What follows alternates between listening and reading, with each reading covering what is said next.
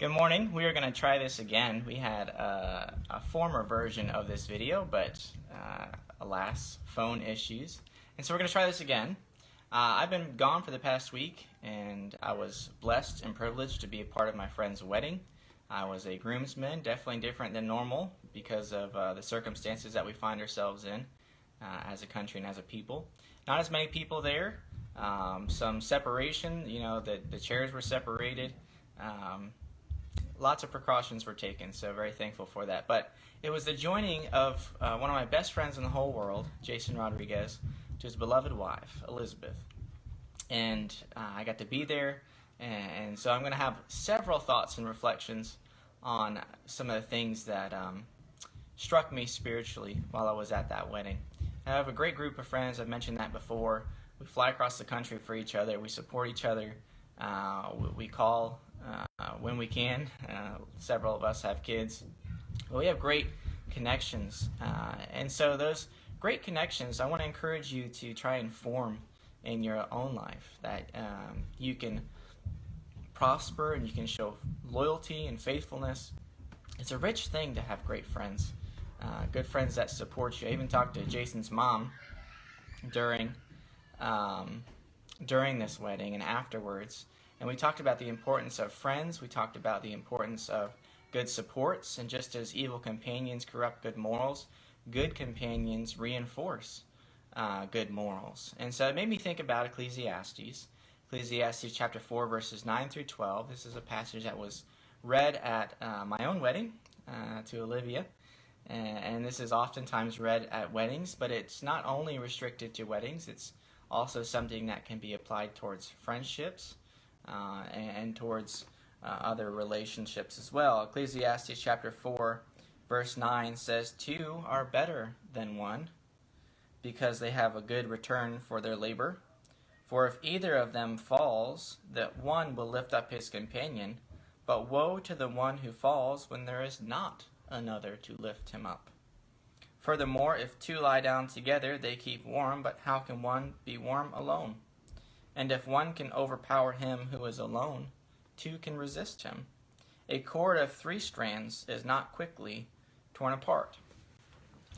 I'm very blessed with friends, and I hope that you can have, that you can make relationships like that, or that you already have relationships like that. Good relationships are very wholesome, they're very encouraging, and they're very uplifting. Several points here in this passage. 2 are better than 1. It's not good to be alone. That's God's vision of the need for relationships. And so if you think you're better off alone, that's a lie. That's a deception by Satan. He's trying to isolate you and cut you off from the proper relationships that make you better and that make others better as well. So relationships are a good thing. You get more when you have relationships than you would on your own. If you fall down, then you have someone who can help you up. And when someone else falls, you have the privilege and the duty to pick up that other person. We have the idea of lying down together. If one lies down, they are cold and they are alone. But if they can lie down with somebody else who is their friend, their companion, then they can stay warm. And it's a great privilege to be able to do that. If one can overpower one who is alone, 2 can resist him. A cord of 3 strands is not quickly torn apart. If you ever used cords, or think of the thickness of a chain, maybe another illustration of that, but certainly of rope, and you have these rope pieces tied together, and it produces a strong connection, a strong fabric by which 2 things can be held together. It's certainly a good privilege to have good friends. We want to encourage you to seek out those sorts of relationships. We want to discourage isolationism. We want to discourage you cutting yourself off from other people. It's necessary sometimes to cut yourself off from bad influences, but don't totally isolate yourself. When you totally isolate yourself and when you get away from the herd, the lion is going to get you. Satan is going to get you. And so you have to be careful about that. It is not good to be alone. 2 are better than 1. That's in regards to friendships. We also think about marriage. Of course, my friend Jason getting married to Elizabeth this past week was absolutely great. Saturday to see them join together in holy union.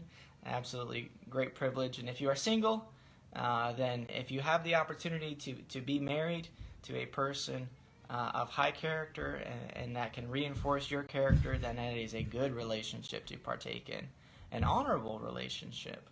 And if you are married, then make sure that you are tightening those relationships even more. Make sure that it doesn't become slack over time. Make sure that you are pouring yourself into it 100%.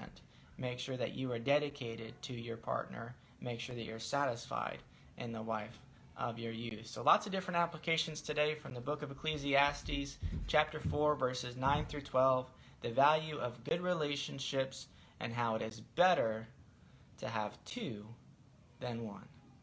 God bless you, and if you have any questions, if you want to look at us as a congregation, you want to look at us as a church, maybe you're looking for a switch, maybe you're just looking for a church to attend for the first time, we want to encourage you and let you know that we are a good group of people. We have good relationships that are formed between us. We love each other very much, and we would love you as well if you would be able and willing to join us as we worship together, as we work together for the Lord. God bless you in your hunt. God bless you in your spiritual journey. And God bless you as we try to do all things to edify each other and to serve the holy and living God.